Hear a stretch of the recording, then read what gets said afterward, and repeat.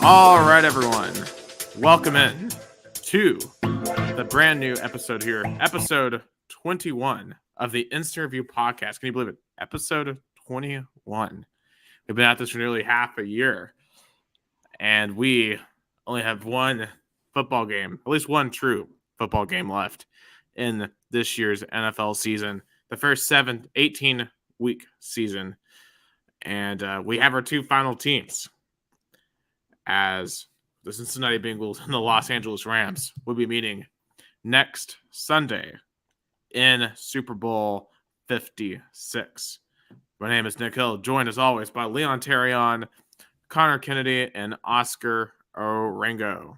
And Mr. Franco Salvo says, hey, guys, how did you react to that championship Sunday full of drama as the rest of the season has been? I was on the edge of my seat for both games, honestly. They were like both pretty close. And it's great to see Matt Stafford, OBJ, and Sean McVay going to the Super Bowl. And on the other hand, the Bengals going to their first Super Bowl since the late 80s. Oh, yeah. The 33 years for the Cincinnati Bengals. And, of course, the Rams, they were there 3 years ago. Of course, they lost to the Patriots in that game. Is it a chance for redemption? Of course, that one, Matthew Stafford, his first ever Super Bowl appearance. But we're definitely going to get into these games here. So we're going to first discuss the Bengals and the Chiefs. And, of course, this was an insane game. So the Kansas City Chiefs got off to an amazing start. They got off to a 21-3 lead start. Patrick Mahomes was dealing dimes all over the field. And it looked like the Chiefs were going to be unstoppable. They're going to run away to their third consecutive AFC championship and Super Bowl appearance. But then the Bengals woke up. They got a touchdown right before half, 21-10. And to me, at least, the pivotal play in this game, right before halftime, Eli Apple tackled Tyreek Hill short of the goal line as the Chiefs elected not to settle for a field goal to get to a 24-10 lead. But instead, they went for the touchdown, tried to make it 28-10. Didn't work out, so it was 21-10 heading to halftime. And then Patrick Mahomes, truly for the first time in my opinion, had his worst playoff game. Really had some really questionable turnovers. And it allowed the Bengals to creep back into the game. It was tied heading into the fourth quarter, 21-all, which from there, Evan McPherson hit two field goals into winning the game, 27-24. The Chiefs had a first and goal from the 5-yard line. With a minute and a half left, they could have scored a touchdown to win the game. But instead, the Bengals defense stopped them again at the goal line, forced them to settle for a field goal as time expired, head to OT. And even though the Chiefs won overtime, the coin toss again, Patrick Mahomes this time threw an interception to Von Bell. And the Bengals then were able to get down the field and set up Evan McPherson for the game-winning field goal. I'll tell you, when I was actually driving home at the end of this game and just listening to it on the radio, when they won the game, I'm just like, you've got to be freaking kidding me. The Cincinnati Bengals just did not make the Super Bowl, because I don't know if y'all are still in shock. I'm still in shock. I cannot believe we live in a world where the Cincinnati Bengals are AFC champions and are going to the Super Bowl. Absolutely. I mean, like, even at the beginning of the season, I thought the Bengals were kind of like a 6 or 7 win team at best. And like the 7 wins, I was being generous with there. But, you know, they end up going 10-7, winning the AFC North in a division where I thought like either the Browns or the Ravens were going to win it. And of course, the Steelers were still a competitive team. And, you know, they just go on this absolute run, winning their first playoff game in 31 years, then winning the divisional round, going to Tennessee, beating the 1 seed, and then going into Arrowhead and beating the Kansas City Chiefs, a feat that only the Patriots have done since Patrick Mahomes has been the starter in KC. Absolutely unprecedented to me, at least. And it's great to see, especially as a Bills fan. You know, we're both kind of snake bitten franchises, not a whole ton of playoff success. And the 2 seasons before that, they went 2-14 and 4-11-1, absolute bottom feeders, and then they just go on this crazy run. And I'm just so happy for the people of Cincinnati and that Bengals front office, coaching staff, and just that whole team in general. I think if you asked me in the beginning of the season if we would see these two teams in the Super Bowl, I'd be like, no way, this would never be a matchup. And then we talked about it last week. Connor, I know you agreed with me. I think we all wanted to really see the Rams and the Bengals in the Super Bowl because you have two quarterbacks who are really gunslingers, and they could throw the ball 60, 70 yards down the field and change the game in maybe 30 seconds. It's unbelievable. But nice job by the Bengals. I really like Jesse Bates, what he did for the defense. The guy's been amazing in the game against Tennessee. He was amazing against Kansas City. And it's exciting for the Super Bowl. Even Eric Weddle, who came back from retirement, an all-pro safety for the then San Diego Chargers. He could get his first. Do that today for the Bengals. And he got his first Super Bowl ring this year. I think he's 37 years old. So it's just an amazing run for him, too. And to add one more thing before Nick and Oscar get into their points about this Bengals-Chiefs game, a couple of really important front office moves that I think really propelled them to the Super Bowl run. Number one, going all out on free agency, signing Trey Hendrickson. It was really important for them to get an elite pass rusher on their defense. And, like they say, defense wins championships, and that definitely showed on Sunday. And one other thing, they listened to their franchise quarterback and drafted his buddy Jamar Chase with the 5th overall pick. A lot of people were critiquing it because they thought O-line was a really big need for the Bengals. It still somewhat is, but geez, very few defenses have been able to stifle Jamar Chase and Joe Burrow's connection. And that's been really important for this Bengals squad. Yeah, on many occasions, I've started comparing it to Rice and Montana. I'm really starting to believe this is the next Montana and Rice type connection. Like these two, I mean, going back to, of course, we've talked about it, they played together at LSU. They were phenomenal there. I think Chase had like 20 touchdowns that year. They won a national title in Baton Rouge. Those two are just special together. And I can't think of a quarterback where he's recording connection that had that previous connection in college and have brought it to the NFL and have just been absolutely dominant. Is there any stopping these two? Because I think they're going to be running the league for a while, at least as the connection. I think the matchup for the Super Bowl is really nice, though. Jamar Chase versus Jalen Ramsey. And to see how that's going to transpire. Will Ramsey give up a late touchdown like he did to Mike Evans in the divisional round, or will he be able to lock him down? So we're going to see from there. And then you also have T. Higgins, Tyler Boyd, C.J. Uzama, Joe Mixon. The key players are fine. I'm just more concerned about the O-line, how they will hold up against the Rams. Right. And specific parts of the defenses, because they run, if you saw in the visual in the first or second defensive snap, wherever it was, they run mainly a 4-2-5 defense. And I'm wondering if they really need to get stronger at linebacker, because the D-line looks solid, the secondary looks solid, but maybe they need an upgrade at the linebacker position. That's how I feel. Yeah, definitely linebacker and O-line are probably the two biggest needs for this Bengals squad. And I trust that they'll address that, within the draft and free agency. Of course, they already have a really great team.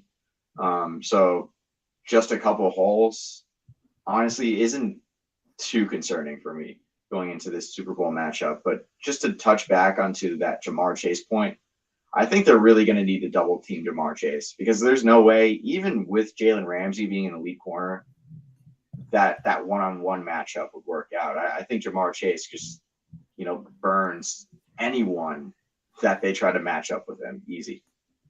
Yeah, and what's really been interesting with Jamar Chase is he's not just a guy you send down the field and throw down the field. You can send him as like on a screen, on short routes, and he'll break it wide open. Like, that's how he had a huge play against the Titans 2 weeks ago. He is so versatile that he is literally dangerous anytime he gets the ball in his hands. So even double teaming, I don't think it's going to necessarily work out. And let's get Oscar in on this conversation. Of course, he's been having some connection issues.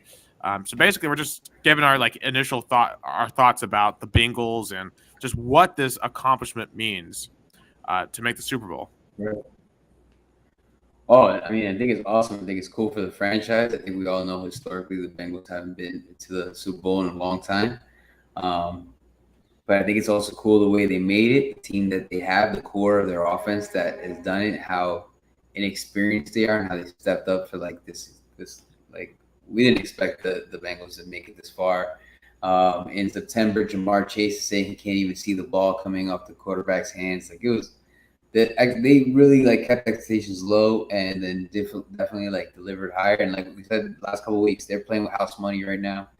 Bengals look a lot better than a lot of people expected them. That, like you guys mentioned, the Jamar Chase, Joe Burrow, like connections, freaking awesome.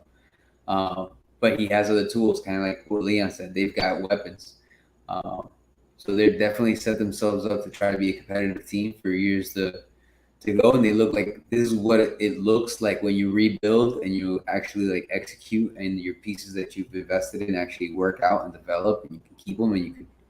You have them on rookie contracts, and you go for a lot of playoff runs. You get some success for a couple of years. So yeah, really impressed with what's going on, and I'm impressed to see how they face the Rams, which is going to be a veteran team. You know, when you think about it, a lot of these guys, maybe they haven't been. No, actually, yeah, Sean McVay's been to the playoffs. They've been deep into the playoffs with a lot of these players. There's going to be a lot of, hey, we've been here before, and we'll see how the Bengals step up to the situation when. It's obvious a lot of them haven't been there before. Yeah, and that's one thing I'm definitely want to talk about in the next episode is Sean McVay versus Zach Taylor. And that's really another interesting fact because Zach Taylor, everyone thought he was going to get fired last year. Like he was not doing well at all. In Cincinnati, I think had won 6-7 games in his first 2 seasons.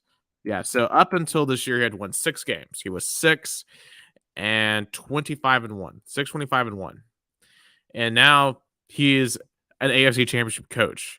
Because I look at other coaches like, for example, a David Coley down in Houston. Even though his team didn't, technically have a great record at 4-13, I thought that team was playing really hard. I thought they were fighting, and I think sometimes NFL teams they only look at the win-loss record when they're making decisions. And, even though a lot of us were thinking, okay, Zach Taylor clearly not doing an amazing job of getting wins, maybe the entire time the culture inside the building was really good. Maybe he needed this long to turn around the culture to make the Super Bowl run. So I wonder if the story of Zach Taylor maybe will encourage other teams to be patient with their coaches and not cut bail when things are going well, because, you need time to rebuild. I think about a guy like Dan Campbell up in Detroit. He obviously is going to get a second year. And even though his team wasn't great this year, they obviously played hard. And I do think that they need to give him some time to get his team, because, hey, if he gets his team, maybe the Detroit Lions one day can do what the Cincinnati Bengals just did. Because, that would probably be one of the few teams that'd be more shocking to be in this situation. Your thoughts on Zach Taylor and what he's done? Yeah, he's absolutely rallied this team and been a driving force into their Super Bowl run. Honestly, I know we talk about preseason expectations for the Bengals a little bit. But I honestly thought that coming into this season, Zach Taylor was on the hot seat. From an outsider perspective, I didn't really understand the hire, considering that he was just a QB coach on the Rams, and he wasn't like an offensive coordinator in the NFL before or anything. I thought it was a little early for a guy like Zach Taylor to be given a head coaching opportunity. And some of the results of that showed within the first couple of seasons. But honestly, he's really gotten it together and coached up these guys in order to, defy all the odds and be the AFC champions.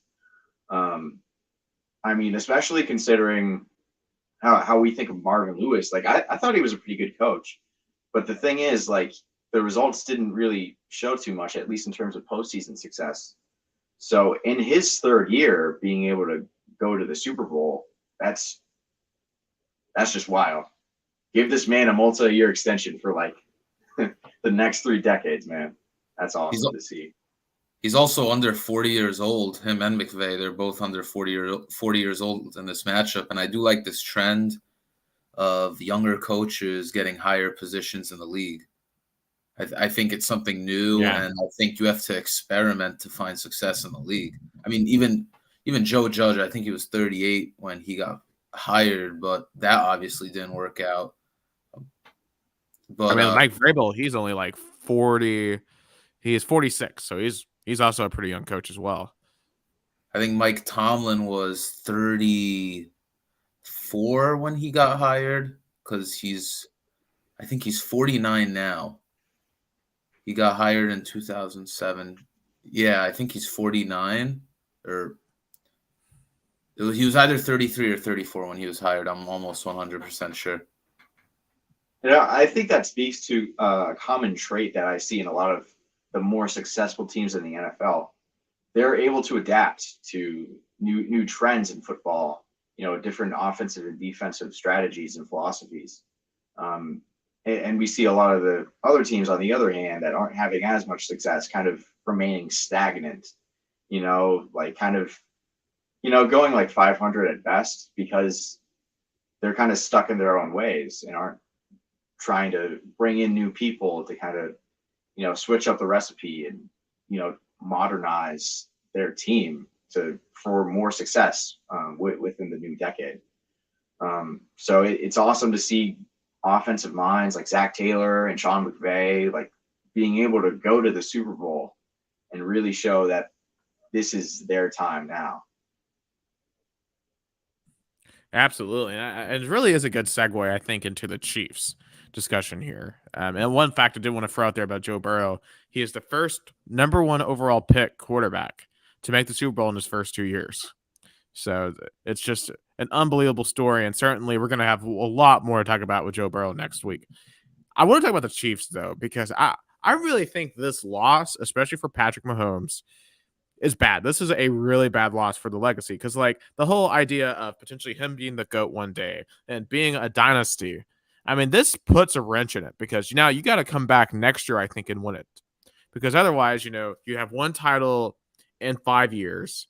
You're starting to remind me of a certain quarterback that's worn green and gold for the last decade, and you're just as talented as him, perhaps a little bit more.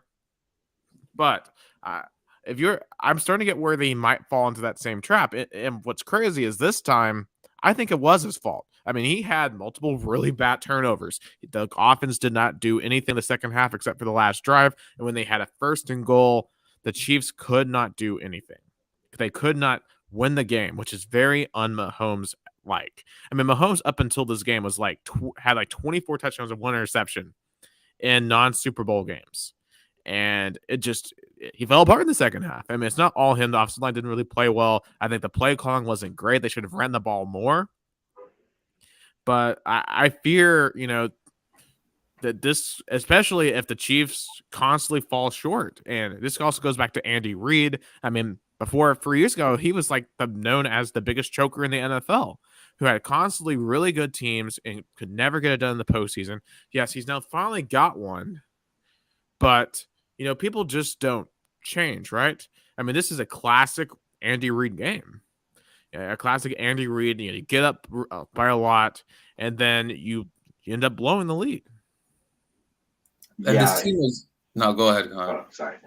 Yeah, it's. I mean, like you said, Nick, it's a classic Andy Reid game in terms of how they kind of leaned more on the pass than the run.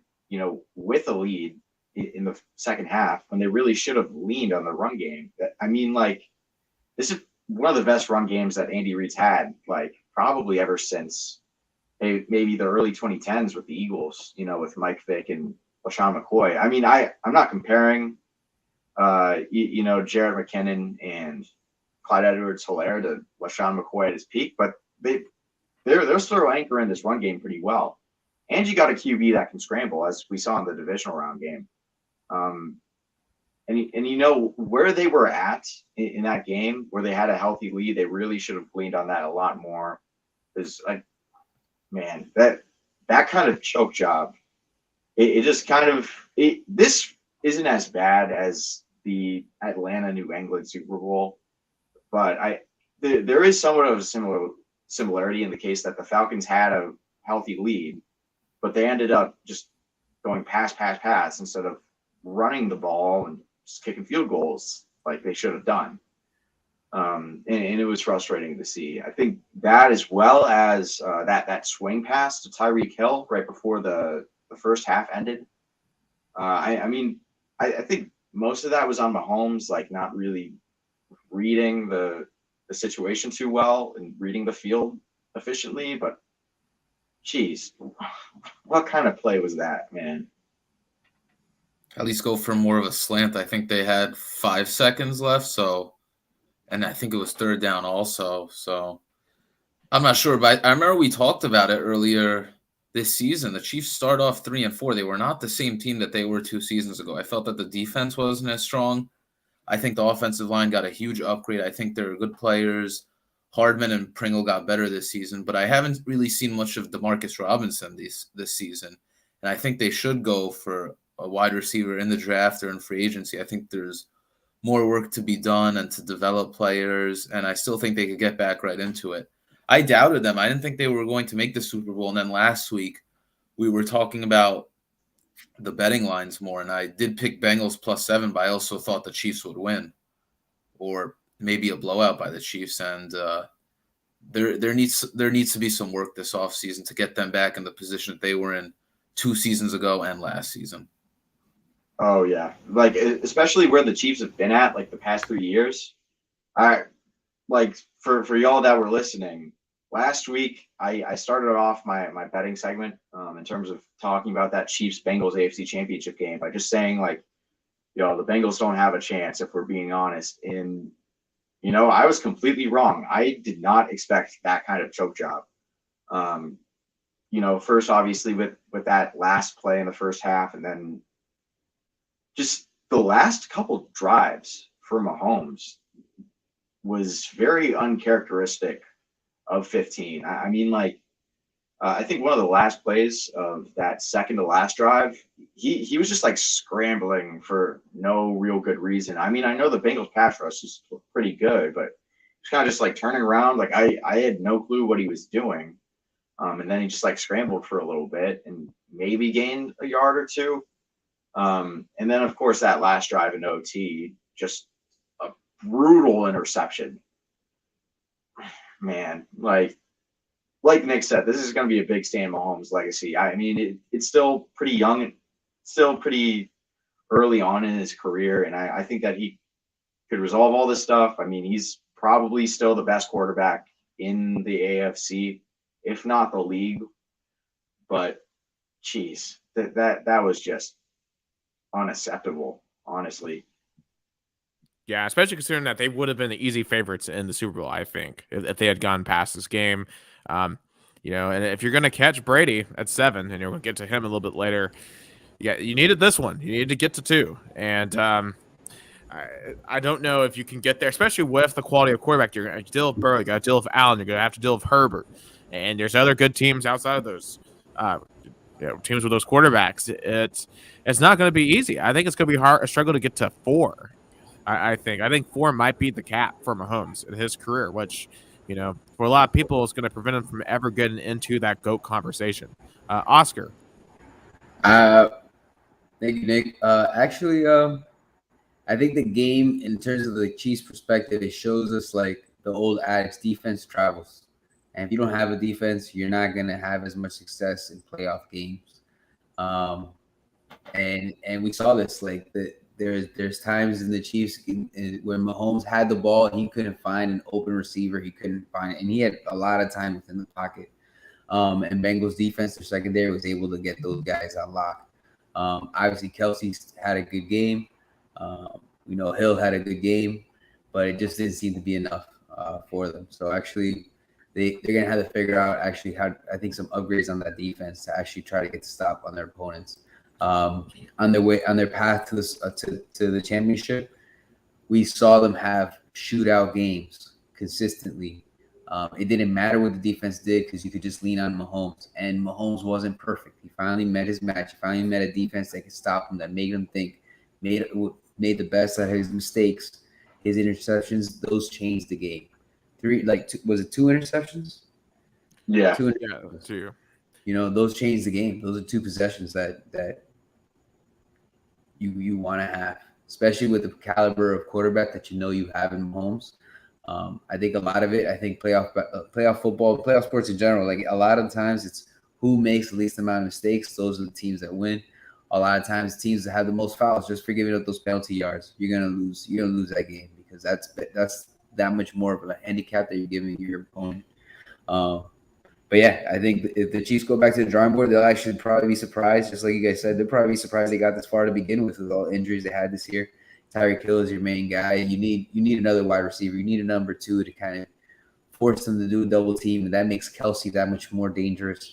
The running game, obviously, all season was all tattered up and beat up, and it was nice to see Derek McKinnon actually get a lot of playing time and actually be very efficient, very behind him. Even though I'm kind of more of a Darryl Robinson guy, but whatever. And Clydesdale there, like he's also been hurt all season, so hopefully he has a much better season next year. We get to see what else he can do for the Chiefs. Yeah, but yeah, I think the back thing to the drawing board. And, I think go ahead. Sorry. Yeah, I think the thing that would anger me the most for a Chiefs fan, how did my front seven only get 1 sack? I mean, literally, the Bengals' offensive line is the weakest part of this team. Literally, they had just given up 9 sacks the week before to Tennessee, and you could only get 1. That, to me, is where I would start in the offseason. I'm like, okay, so we literally went up against one of the worst O-lines. And I'm curious. And they got to Mahomes 3 times, even though Nick seems to have disappeared.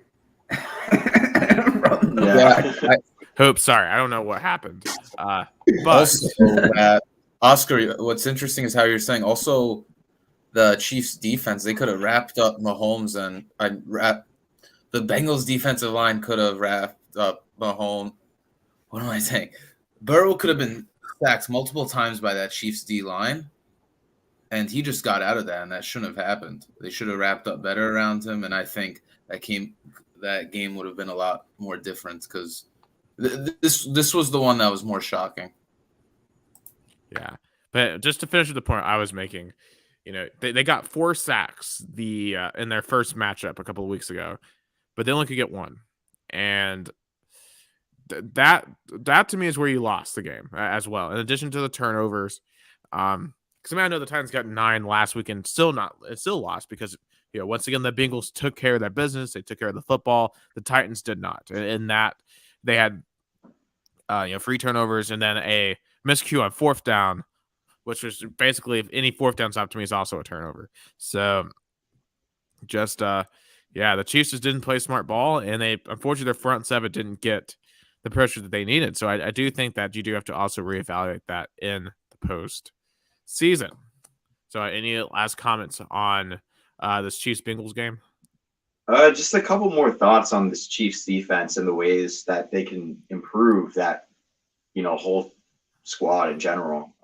Talking about the D line, Frank Clark, they acquired him in a trade with the Seahawks after that 2018 season. After that D-Ford offsides game, they realized that they needed a couple more pieces, and so they brought him in.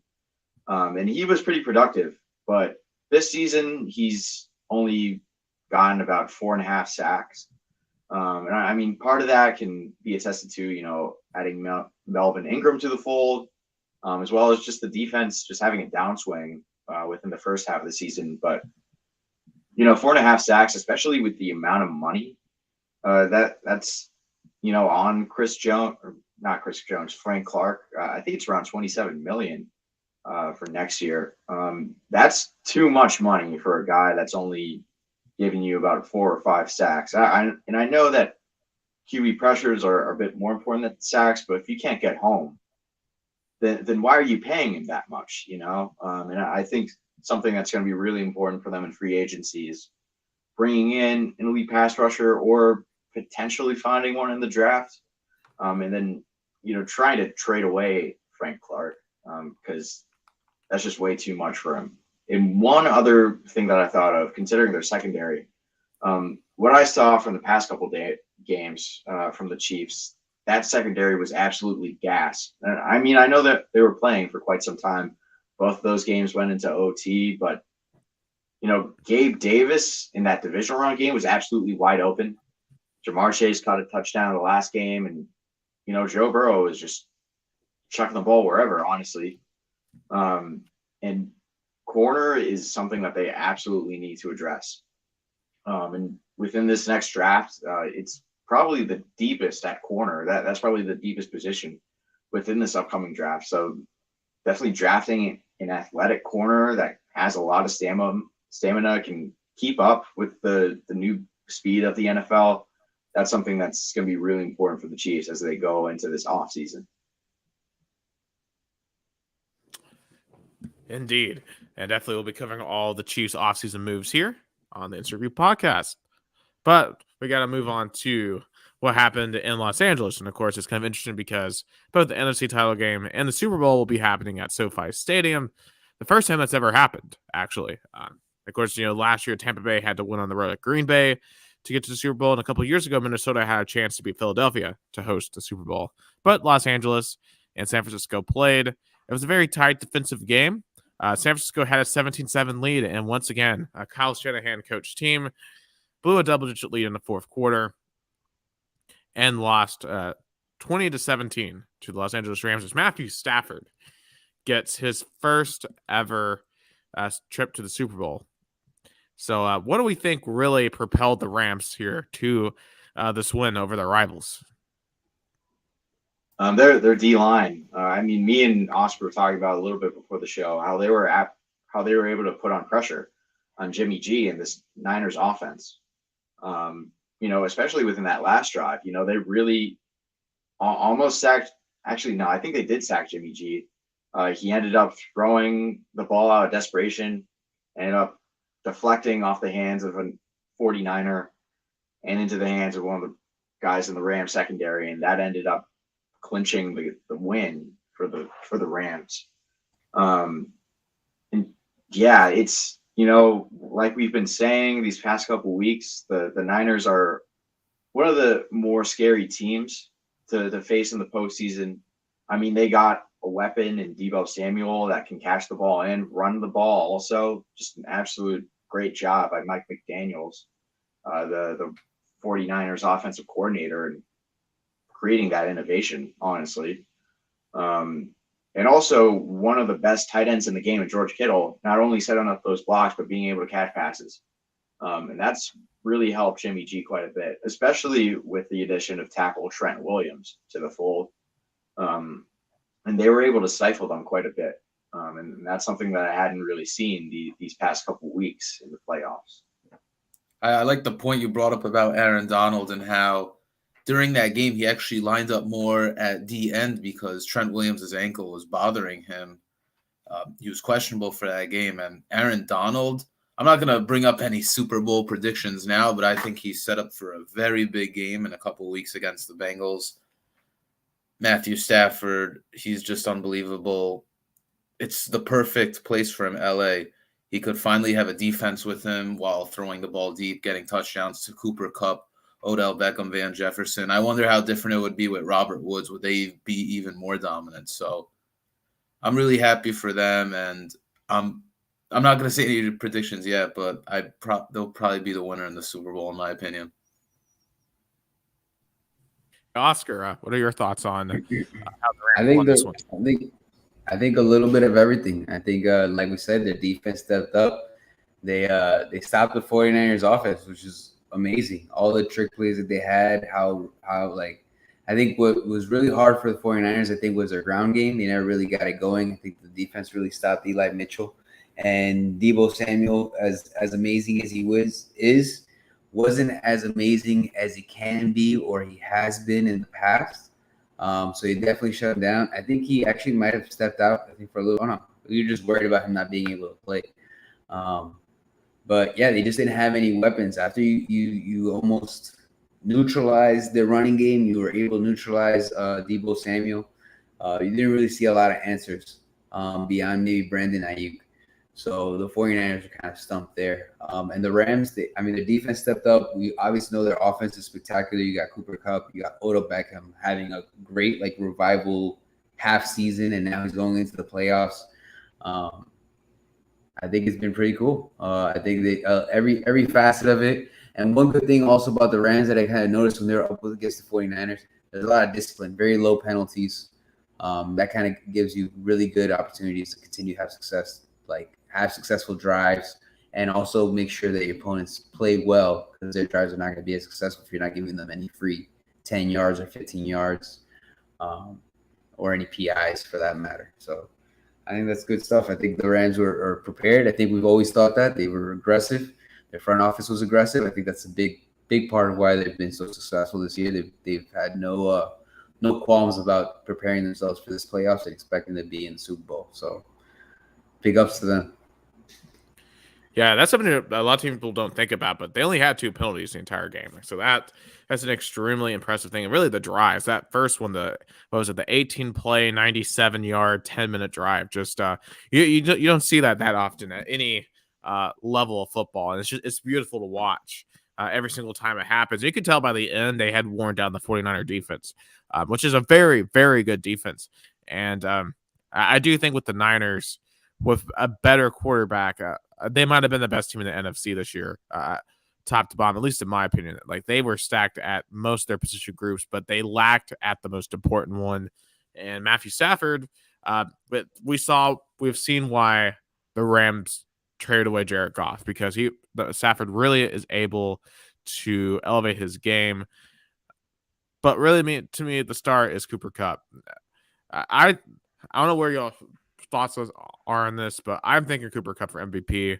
I don't know if he'll get it, but I think he should.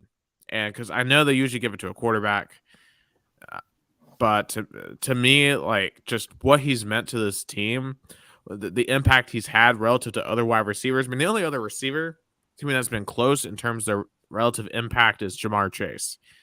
But even then, I think Kupp's been on a different level. Agreed. I'd like to see the awards change, because we see that MVP is more of a quarterback award, and then the offensive player of the year goes more to a running back or a wide receiver. But it's been since Adrian Peterson's 2012-2013 season with the Vikings, and it probably will go to Aaron Rodgers. I think the official MVP awards that come out before the Super Bowl. But I would like to see Kupp in there, and I'd like to see the award change a little bit, because he's been unbelievable this season. And there's always this debate that I seem to think about, how it really changes for who becomes the best wide receiver in the league, because season by season it changes. Calvin Johnson held on to that for some time. Antonio Brown held on to that for some time with the Pittsburgh Steelers, but it really changed because it went to Michael Thomas, I think, then DeAndre Hopkins, and Devontae Adams. But I never really thought of somebody who's the overall best wide receiver in the league. And I think as we move forward into these next couple seasons, I think it's going to be either Kupp or Chase, and they're going to solidify being the best wide receiver in the league for a couple of years. Even if some players have better stats than them, it's more of like an overall impact, because we all think of Mahomes as the overall best guy in the league. Even with the past 2 seasons, Rodgers has had success, or Derrick Henry is the best running back in the league. But I'd like to see somebody cement themselves in that wide receiver position as the best in the league for the next couple of years. And I think it's going to be either Kupp or Chase moving forward. Absolutely. Honestly, I think him and Deebo Samuel, in Cooper Kupp, Deebo Samuel, and Jamar Chase are probably the 3 most important offensive weapons in the entire league.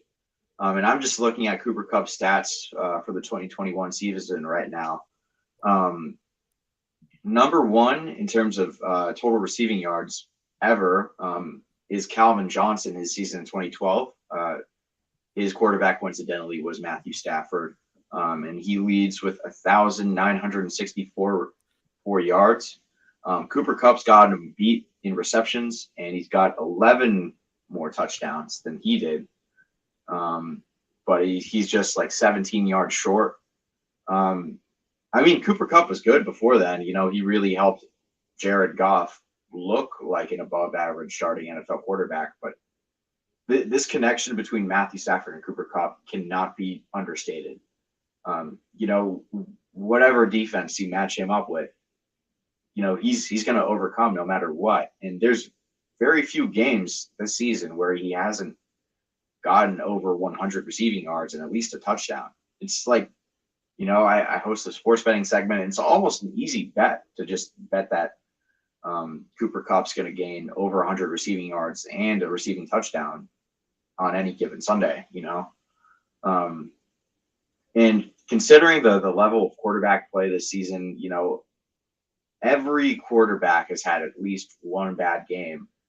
Whether you talk about Aaron Rodgers in Jacksonville playing the New Orleans Saints, or Tom Brady in his couple games playing the Saints, interesting to see, by the way. And then just the other would-be candidates as well, kind of crap themselves occasionally.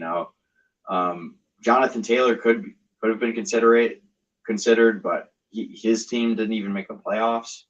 So I think Cooper Kupp is absolutely a great candidate, considering he got almost 2,000 receiving yards in the regular season and 16 touchdowns.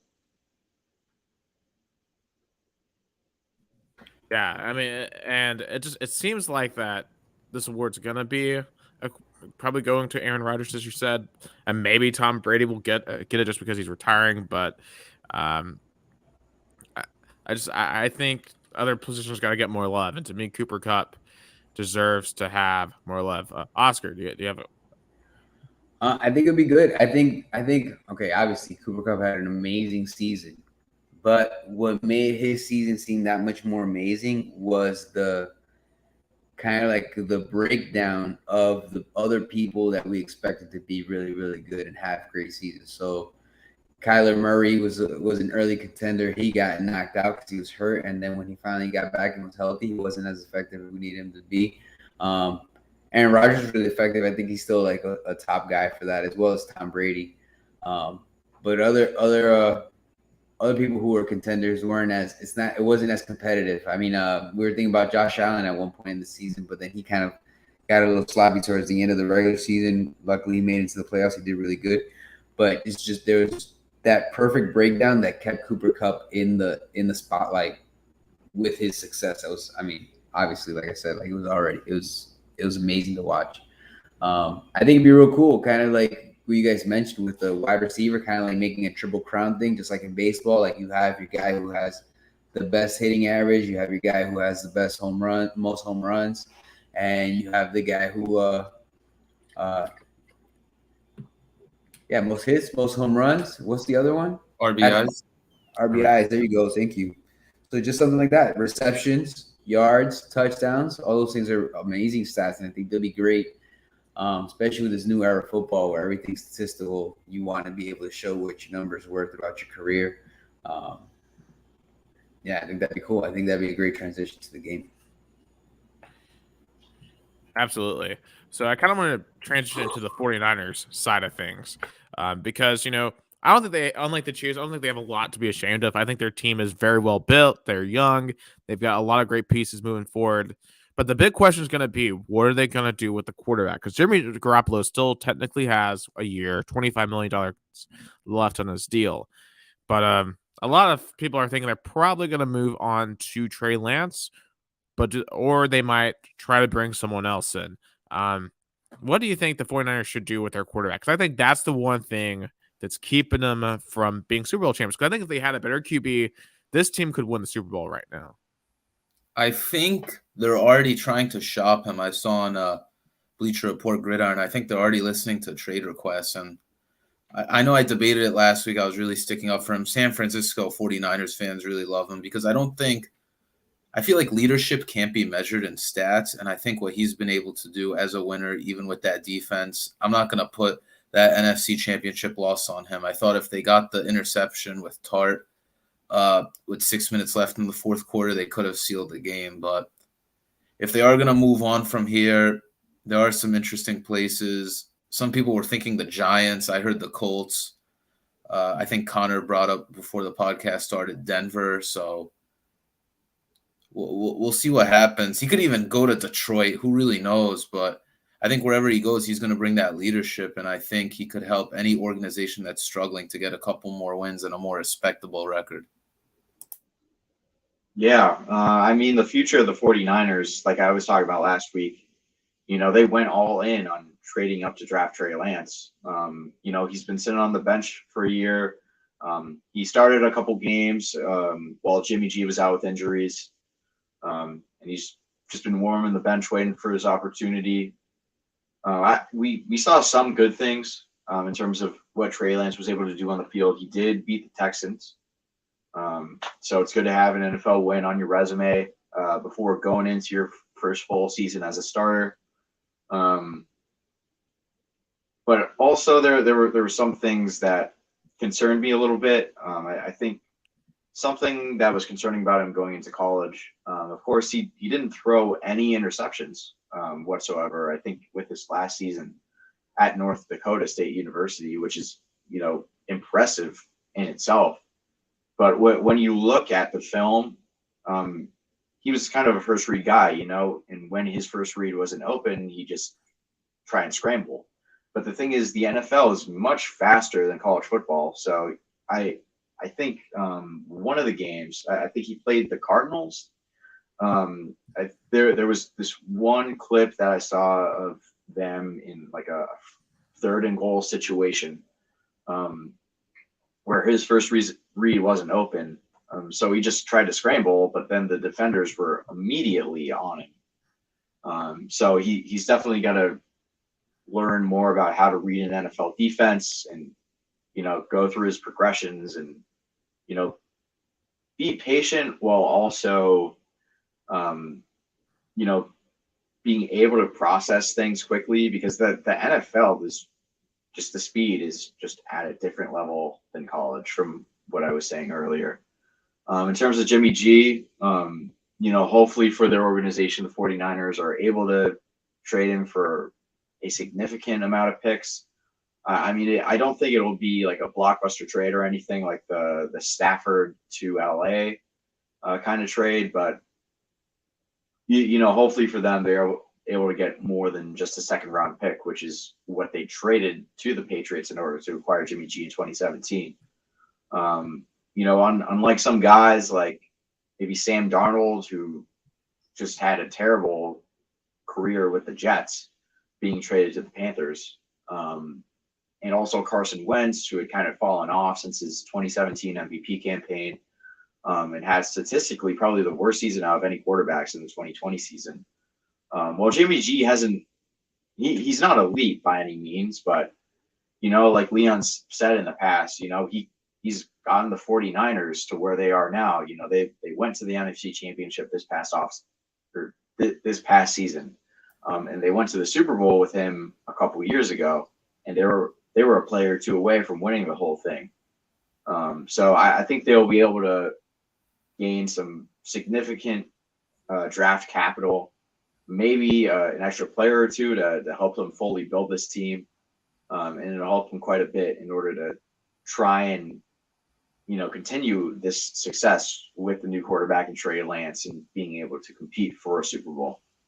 Yeah, because Jimmy G is injury prone, and I have criticized them getting a quarterback with the 3rd overall pick because they've had success in the past.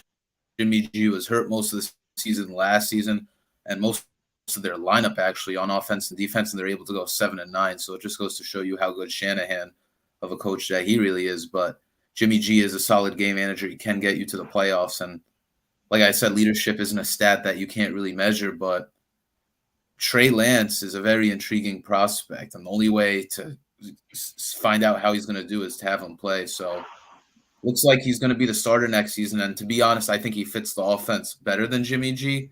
It's just that Jimmy G was already that established winner. That's why I think they should have kept him besides the injuries, but Trey Lance fits it better. I wonder how much more flexible they're going to be in the run game. Like, imagine just faking an end around to Deebo Samuel, and then he takes it for a read option run. Anything could really happen in that offense, and I think I'm very optimistic for next season. I am. Like, one play I want to see, so Trey Lance, that have him and Deebo in the backfield and have Deebo basically run a shark will. There's so many things you can do with Deebo Samuel with Trey Lance, I think. But obviously, we're just going to have to wait and see if Trey Lance is going to be ready for it.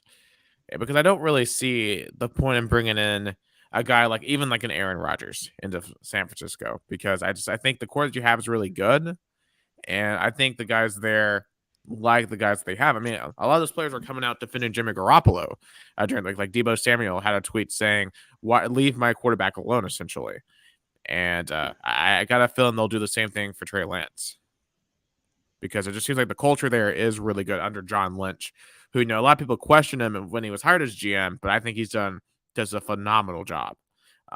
Him and Kyle Shanahan together, but they got to figure out how to finish games in the playoffs, and maybe with a different quarterback they'll be able to down the stretch. But hold on, sorry, Nick. I wonder how different that game would have been with Raheem Mostert, because he's been hurt the past couple seasons, and when he gets an open field, the guy could run for a touchdown at any moment. I really missed watching him this season.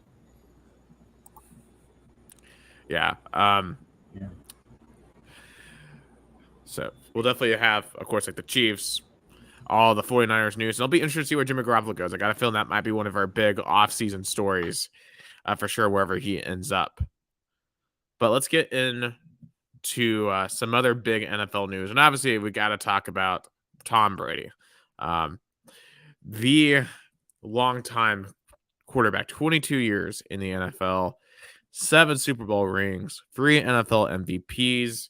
You know, obviously he played for the Patriots for 20 years, won 6 of his rings there, went to Tampa for the final 2, won an additional ring, has more rings than any team does. And in virtually everyone's opinion, he is the GOAT. Of course, there are arguments that can be made of why he isn't, but I think that's just more on personal playing style than anything, because let's be honest, at least to me, I don't think he was the most exciting quarterback ever. That's just not, I don't think he had the best physical tools. I think there are other quarterbacks who had better attributes, but you can't ignore winning, and he certainly did a lot of that as a quarterback. So just what are our thoughts on Brady's legacy? Yeah, I mean, speaking as a Bills fan, having to deal with Tom Brady and the Patriots for over 20 years, you know, I have some great memories of watching Tom Brady.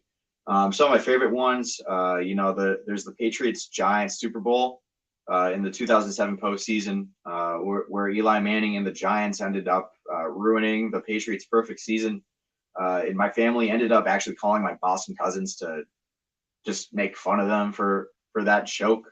And of course, also the 2012 Super Bowl where the Patriots lost to the Giants. And my favorite memory personally, September 25th, 2011, Buffalo's rolling in at 2-0. The New England Patriots were undefeated as well.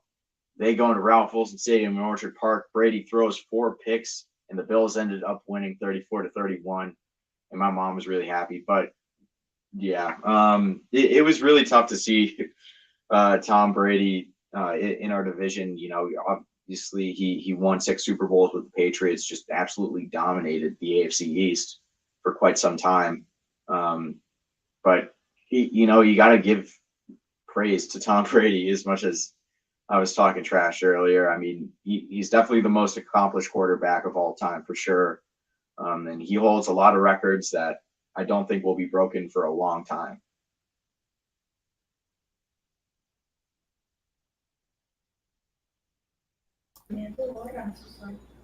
He's just somebody that, you know, you look up to, 22 years in the league and 6th-round pick, and then becomes the greatest of all time. I don't think anybody will ever break his record of 7 rings. And I think I like his story. I also like Kurt Warner's story a lot, of how I understand that you could be in the right position at the right time, but it's inspiring. If you work hard and you really get after it, you can achieve your goals. And the guy was just consistent. He was a great leader. He got to 10 Super Bowls once. That's unbelievable. So it is a sad day, because where do we go from here? What does Tampa Bay do with their team? Do they draft a new QB? Do they go with Kyle Trask, who they got in the 2nd round, who's not even their 2nd-string QB? A lot of questions for Tampa Bay. And like I said, I talked about it before. We saw Phillip Rivers leave, Drew Brees leave, Ben Roethlisberger leave, Tom Brady leaves. That's big. And then pretty much a lot of our childhood is going to go away once Aaron Rodgers leaves, and then Ryan Fitzpatrick, of course, who I hope plays next season. So thank you, Tom Brady. Yeah, I think Tom Brady actually, yeah, he is one of the greatest of all time, if not the greatest of all time. A lot of it is really cool, and it shows in like how we talk about him, that also his losses with our respective like fan base teams are also big storylines, on their own. Like the Giants, when the Giants beat the Patriots in the Super Bowl, like that was will always be a famous loss for the Patriots and for Tom Brady. And those fans for those teams relish those things just as much as the Patriots agonized over those types of losses. And they're historical within the context of the NFL. So definitely, this is a guy who left his mark. This is a guy who made a big impact, changed the game in his own way. Him and Coach Belichick. And then when he came to the Bucs, he showed that he could be a little bit independent and could come out of the shadow of Belichick and build his own legacy outside of it. I mean, at the same time, it's a little bit later in his career, and he tried to like repeat it. He got the front office into that idea of like, hey, let's bring everybody back to try to do it again. It just didn't work out this year because you always can't predict the future. You can't predict injuries, and it just didn't work out that way. But definitely, this guy, he knew how to make whatever system he was in with Belichick, it worked for him, and he was able to recreate that. So that takes a lot of work, and a lot of things have to work really well within a football team for you to have that kind of success. Yeah, I think you've all made fantastic points on him, and just being able to win a Super Bowl outside of New England, I think, just demonstrates that he truly was a central piece of his titles. Again, a lot of time he was getting carried by great defenses and had great talent around him, and always had great coaching. But at the end of the day, you got to go out and perform. You got to be able to do what you need to do when the time comes. And he was able to come back from a 28-free deficit, help lead his team to that. He was able to, outlast Russell Wilson in that game against Seattle. He was able to outlast Patrick Mahomes. And of course, got the fortune at the coin toss, and of course, D4 was offside and all that. But still, he had to throw the final touchdown, and he did. And as much as any of us can hate him, and trust me, I'm no fan of him. I've criticized him severely over the years. I doubt we'll ever see our QB get 7 rings and play for as long as he has. He still probably could have played if he really wanted to, but I do think that he has to. I think he wants to prioritize his family moving forward, and he wants to prioritize his health because he's getting up there. One bad hit could really ruin you, and you got to really want it. And I just, especially with the way it's getting longer, the increasing competition, I do think this is a good time for him to step away and enjoy retirement. And I'll be curious to see what he does. Does he go into coaching? Does he want to eventually go into TV one day, or is he going to kind of stay out of the limelight? Obviously he's got Giselle. She's incredibly famous, and I think they'll be up to some stuff eventually, but exactly what, I'm not sure. But it'll be weird not seeing number 12 out there anywhere. And I know we got to wait 5 years for him to go to Canton, but they really should waive that and just let him go in this year. But certainly that'll be a widely watched Hall of Fame speech whenever that occurs. But anyway, let's go into something not as pleasant to talk about. Brian Flores, of course, former Miami Dolphins head coach. He recently got fired after 2 straight winning seasons. And the reason behind that might be even more nefarious than we thought, because we all really questioned why in the world would Miami fire Brian Flores, and apparently the given reason was management didn't agree with Brian Flores. But according to Flores, he had filed a lawsuit, I might add, with the same lawyers that were able to go after Harvey Weinstein. So these are not just your run-of-the-mill lawyers. These are some of the top lawyers in the country. And he is suing the Giants, the Broncos, and the Dolphins. And so essentially what he's alleging for each team. So for the Dolphins, we'll start off there. While he was in Miami, and these are all allegations according to the lawsuit. I'm not saying any of this happened. This is just allegations. According to the lawsuit, Flores alleges that in 2019, during his first year as head coach, that owner Stephen Ross wanted to pay him $100,000 for each loss because Ross wanted the Dolphins to tank. And if you remember at the beginning of that year, they were horrible. I think they lost to the Patriots like 59-10 in week 1, or was that the Ravens? So one of those two teams, like they were getting run out of the stadium. But that team got a lot better throughout the year, and they finished 5-11. They upset the Patriots in week 17, and the owner was not happy that they were picking 5th overall because they lost a chance at maybe getting like a Joe Burrow. So they ended up getting like Tua Tagovailoa. But what happened in that next offseason, the winter 2020, is Stephen Ross invites Brian Flores on his yacht, and apparently he wants him to tamper by talking to other quarterbacks. Apparently that is illegal according to NFL rules. And it said that a quarterback was coming onto the yacht, and Flores didn't stick around. He didn't want to be a part of that. So apparently after that, the relationship was strained, and that's why he ended up eventually getting fired after two winning seasons. So, of course, he gets fired. He's now looking around for other coaching jobs. Today, in fact, he was supposed to talk to the New Orleans Saints. But this is where the Broncos and Giants come in. So, apparently, he was going up on last Thursday to talk to the Giants. However, none other than Bill Belichick texted Brian Flores saying that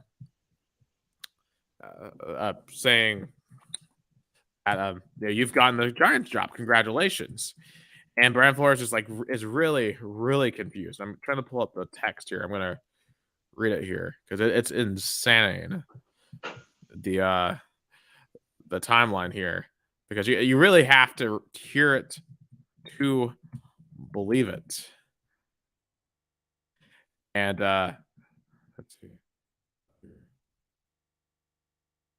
Okay. So Bill Belichick asked, "Sounds like you have landed. Congrats." Flores responds, "Did you hear something I didn't hear?"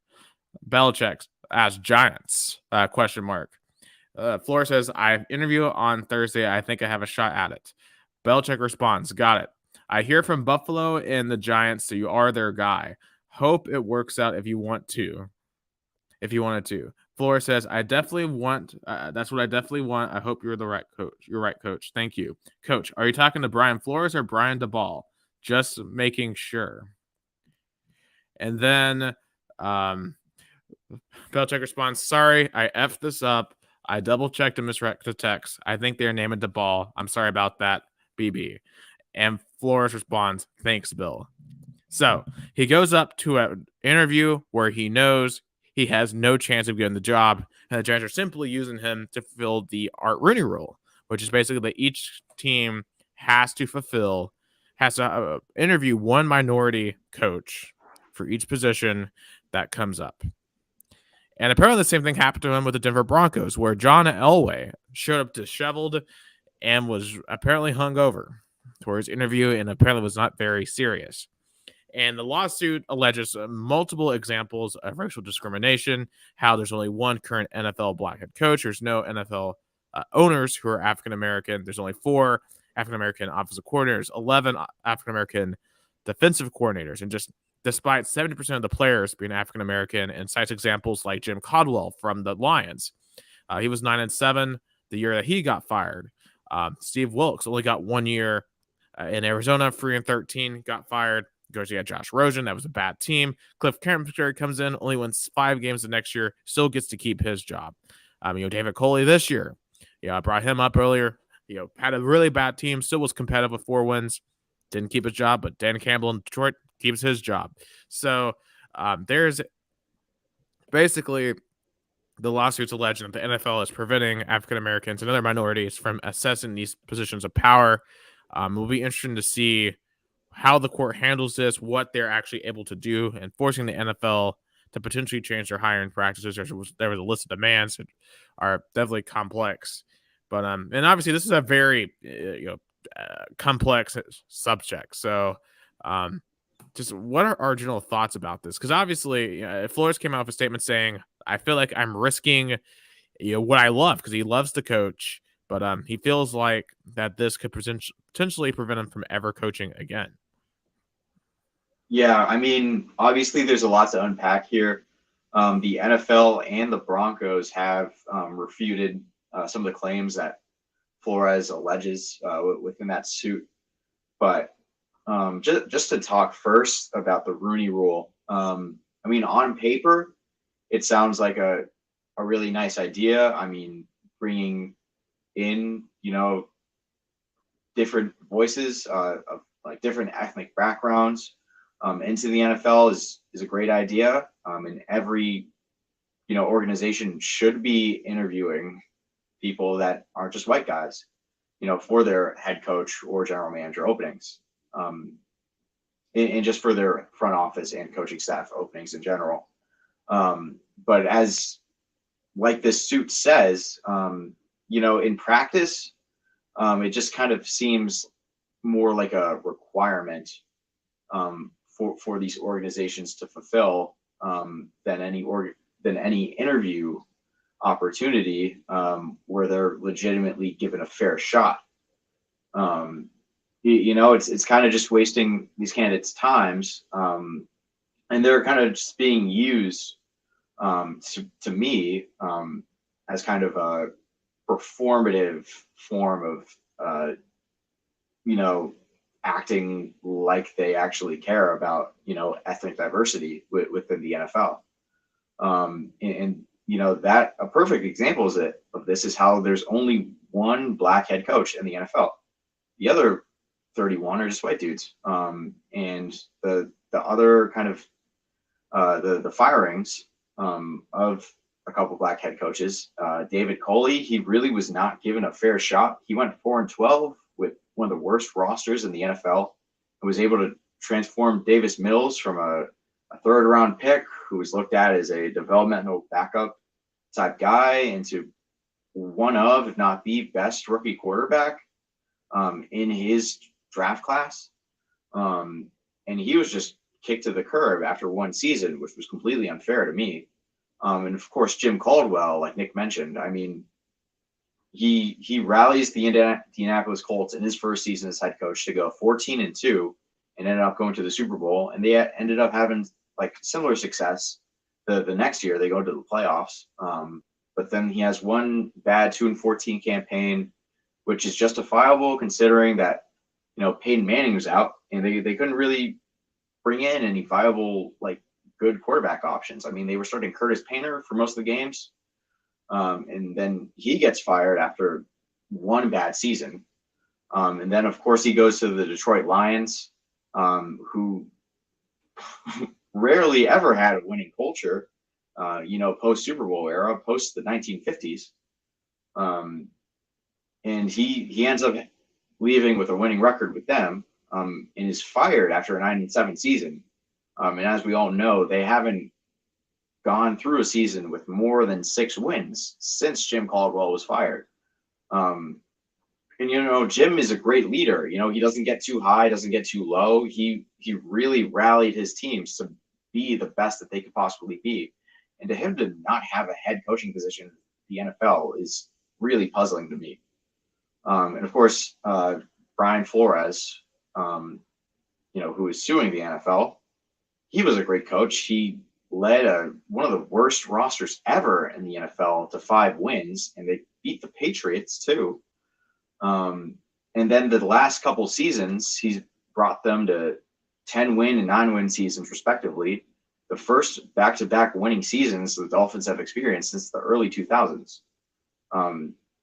His defenses were great, and Tua was developing into a starting caliber quarterback in the NFL. And then he just gets kicked out because of, collaborative differences or whatever. And then just all of these reports that were coming out about Flores, the week or so after he was fired, kind of dogging on him, saying that, he wasn't like a team guy and whatnot, and just lying on his name. It was disgusting to see all of those kind of things, because I think any team would be lucky to have Brian Flores as a head coach. And it really speaks to how the NFL kind of, in terms of, addressing diversifying the league. They haven't done a great job. I mean, obviously they blacklisted Colin Kaepernick, and then kind of the save face after the whole George Floyd thing. Sorry if I'm going on too long. I'll try to wrap this up. But they end up just like drawing end racism on the fields, and just Roger Goodell give some like little statement that doesn't really do much. Like, the NFL's really got to look deep and, change a lot of their policies and the way that their organizations and the entire league in general runs going forward. Especially considering how the owners of all these teams, their voices reign supreme, even over Roger Goodell. And a lot of them don't really care about any of this stuff. I mean, there's only there's like two Asian people that run or own NFL teams, and the others are all just white dudes. And I don't think most of them could really, they haven't really done all that much to address diversity within the league in a positive and constructive way. So bringing in some extra voices in order to try to solve this would be pertinent for the NFL. But I really credit Brian Flores to, bring all this stuff to light that we kind of thought was happening in the background, but didn't really see until this moment. At least most of the general public. And hopefully, no matter what happens, this brings like serious and permanent change to the NFL in terms of how they address these things. Nick, weren't the Giants supposed to interview Flores in 3 days, I'm thinking? They were supposed to interview him last week, but apparently by the time they were interviewing him, at least according to the lawsuit, they had already made up their mind, just kind of went through it to satisfy the Rooney Rule. So they basically just took Brian DeBall and didn't really interview him at all. That's what is being alleged.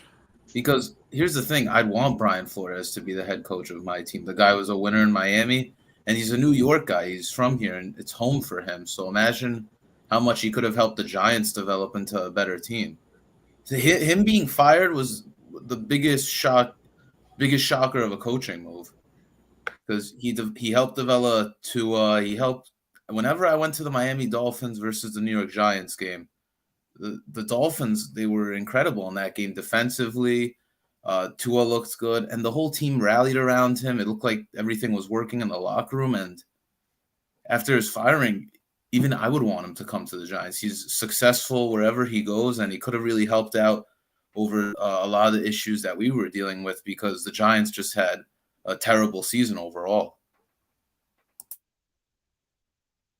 Oscar, did you have a comment on this? Yeah, it did. I think a little bit. Unfortunately, it's part of that, like pro sports in general, or just anything where money is involved has a dark side, and there's mechanisms that aren't always like open to the public. Sometimes teams post jobs and they already have their inside hires, or they already have their outside hires already lined up. Head coaches come into a team and they bring in their guys. They bring in their guys from old teams. GMs do that. They change teams. They bring in their guys because it's already been understood. Like the mood is, hey, to the winner go the spoils. We're here now. This is how we do things. We're cleaning house. That's always what you hear. And it's kind of just part of the culture of the game. If I want to be successful, I want to have a staff that I trust. And with that line, you can almost do no evil. You can get away with a lot of stuff. Just say, hey, I trust this guy. This is my guy. Those are just lines that we've all heard it. It all makes sense to us. It's almost logical. Like, all right, you get the nod. Do what you need to do because I want you to be the best at what you do. And I think people who go against the grain of that, of like, hey, we're going to win at all costs, sometimes become the cost because if you're willing to stand in the way of that, they're going to do what they can to get rid of you. And in some points, in the worst cases, make you not credible, make you actually look back. And I think this kind of behavior continues until we get more transparency within the league. Miraculously, when people can see you and people can watch you, you make better decisions, more thought out decisions. And I think that's part of it. I think we know what human resources does in the real world, in the real business world. that is slowly creeping into sports, and we're seeing that there's people who are being, I guess for lack of a better word, being canceled for their behavior, if it's considered inappropriate or not professional. And as that comes in, as things like that come out and become more public, changes will come. I kind of commend Brian Flores for like stepping out and doing this and showing like, hey, look, this I've observed in my career, in my professional career, and it's grimy. It sucks for those people who actually do want a job. He's a good coach. He does want a good job. People in general believe he deserves to still keep the job he was fired from. So he's probably the ideal person to shed light on this. And hopefully it brings some type of change, even if it's not true. Like just the fact that you can bring attention to this, and some of it, like maybe the how do I say, like the spirit of what he's trying to say, or the specifics of what he's trying to share is not accurate, but the idea that we understand that this is common practice is what needs to be addressed. So I think if he does get to shed some light and actually get to change the processes and have more equal opportunity for people, then great. Because if you are good at what you do, if you are good at your job, then I think we all understand that you should have that job. It's just a matter of opportunity and availability, and those should be the only deciding factors, as opposed to any other factors that don't necessarily show how good you'll be and can't project your success. Yeah, it just unfortunately I fear that the NFL is going to respond to this by doing more corporate, corporate PR basically, and kind of like what Conor was mentioning after the George Floyd. Just a lot of it feels like, we're doing this because we want to seem like we care, but we know that you don't really care, right? Because you care about putting on the product, and obviously we all love and adore the product, but we have to acknowledge the realities that do exist, that there are barriers to entry in. It's not just in NFL, but it's in all facets of American life. And just if you look at the Fortune 500 companies and how many of them have minority CEOs and people in higher power, like it's not just the NFL. And, obviously, I certainly hope that this brings about some change, gives people chances, because there are black coaches right now that should be head coaches that are not. Like, think about like Eric Bieniemy. Like, how come he can't get a coaching job? Like, he literally has helped put on the greatest offense in the league like the last 4 years. Why can't he get anything? There's also a coach that was mentioned in the lawsuit. I can't remember his name, but he's coached for 30 years in the league. Hasn't even gotten a crack at a coordinator job. He's been one of the best at his position. Like, why is that? It's just it is crazy. And it's crazy that Brian Flores himself can't get a job right now. Like, he can't get this head coaching job, and I'm afraid he's going to get blackballed like Colin Kaepernick did. After it's Colin Kaepernick all that time, while he may have not been a starting quality QB, like, he should have been on a roster somewhere as at least a backup. The fact that guys like Josh McCown were constantly getting called in, but not Colin Kaepernick, is just insane. So, and I'm afraid that's what's going to happen to Brian Flores, and he acknowledges as much as what's going to happen. Of course, the NFL had their own PR stain, and just kind of just looking at some of the hires that are coming through. Like, I think about a guy like Josh McDaniels. Why is he getting a second shot? This is the guy that screwed over Indianapolis, who screwed over Denver while he was the head coach there. Why is he getting another shot? Nathaniel Hackett. This is really the son of a former coach, Paul Hackett. You can kind of claim potentially nepotism there. Of course, Brian DeBall and Matt Eberflus, neither one of them have ever had a head coaching job. Why are they getting their jobs over a guy who's been a really good head coach? Yeah. So it's just, it's a tough situation. And I'm really intrigued to see where this goes. Of course, this will take a while. I mean, these civil cases take a long time. I know they're at the end of the lawsuit, they're asking for a jury trial, which is very rare in civil cases. So I'll be curious to see if the Manhattan court actually grants that, and whether this goes to court, because most cases just end up in settlement. Of course, what the settlement will be, is it going to be purely financial? Is it going to be asking the NFL to change their rules?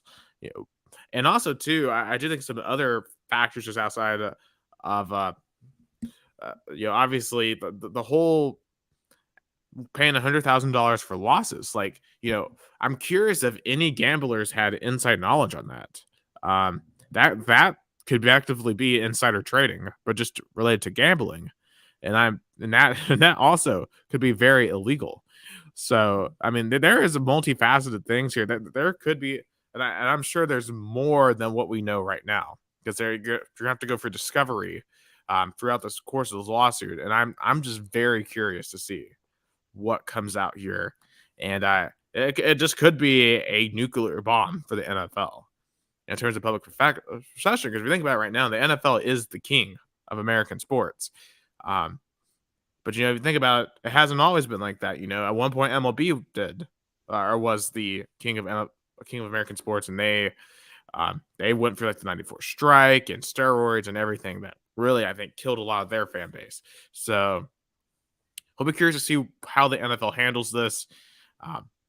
It's going to be interesting to see, especially with Super Bowl week next week. I'm sure that's going to be a topic of discussion on Radio Row. Any last points anyone wants to make on that topic? I saw that Brian Flores is going to be on one of the CBS morning shows. I think that'll be from 7 to 9 a.m.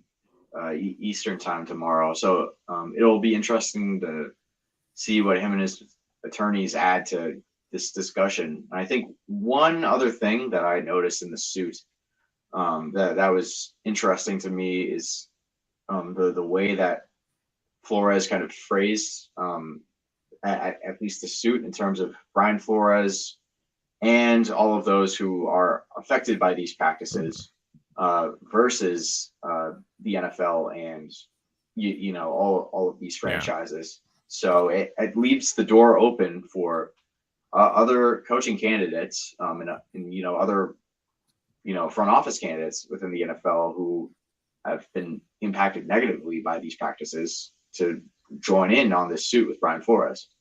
Yeah, so that's going to be a class action lawsuit, which is very interesting. And I'd be curious to see how many of other African American coaches and executives of in the league are willing to attach themselves to this. Whether they're still working or former. It is really interesting to just think about how many ways to go. And also, too, I think what's going to be interesting to see here is the media element of all this. Because, CBS, obviously a major partner of NFL. How is Fox going to cover this? How is NBC, especially considering they have the Super Bowl next week? How are they going to cover this? ESPN, they're finally getting the Super Bowl some this decade, but how are they going to cover this? The NFL is one of the few organizations that is connected to every single major media company or corporation in this country. So there's going to be a lot of pressure, I feel like, from the NFL to kind of bury this. And we'll see how news organizations actually pursue this. Because I feel like with Kaepernick, there was a lot of because obviously there's coverage initially, but I think there was pressure to kind of suppress it because of all the negative attention it brought from certain segments of the population. So it's just there's a lot to uncover here, and certainly not the fun part of talking about the NFL, but it's one we definitely need to keep abreast of. But kind of moving on to kind of a quick segment here, and it's kind of weird kind of moving right into this after that topic, but what do you think of these just quick takes on what do you think of some of these hires? So start with Brian DeBall with the Giants. Just kind of a quick take on your thoughts on this hire. All right. I'll start with Brian Daboll. So as a Bills fan, I've seen what Brian Daboll has been able to do with the Bills offense since 2018. I was kind of worried that he was going to be hired as a head coach, selfishly worried. After last season with how Josh Allen grew from year 2 to year 3. Thankfully for us Bills fans, he was able to stay for another year. I think he was a real key component in unlocking the potential in Josh Allen that a lot of these guys in the NFL saw in him. I know that he was pretty rough coming into the NFL. His accuracy was definitely an issue. But I think Brian Daboll was able to create an offensive scheme that really suited Josh Allen's strengths and really helped to coach him up and develop into an elite NFL quarterback. So this was an absolute slam dunk hire for the Giants, in my opinion. Of course, I think Brian Flores would have been a slam dunk hire as well. But I think it makes sense, especially considering Joe Shane, their new GM, was the assistant general manager in Buffalo for quite some time. So, he has chemistry with the GM already, which is something that Joe Judge and Dave Gettleman didn't have. So I think for the Giants moving forward, it's good for their organization to have a general manager and head coach that are on the same page with each other, and can bring in guys and coach them up and develop a winning culture that we haven't seen with the Giants probably since maybe 2016 or probably even before then. But what do you think, Leon? A big upgrade.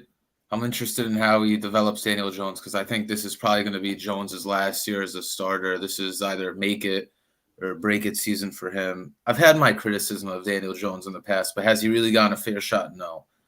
Giants fans, we all wanted to get Russell Wilson because he has the potential to really uplift this Giants organization. He's proven himself. He's won a Super Bowl, but we'll see what happens with Jones moving forward. I think we're going to find more success this season, actually, with Brian Daboll. I think if we could go 8-9, maybe, that would be huge for our organization. If we could get close to that 500 mark, that would be huge. I'm expecting great things coming in the offseason.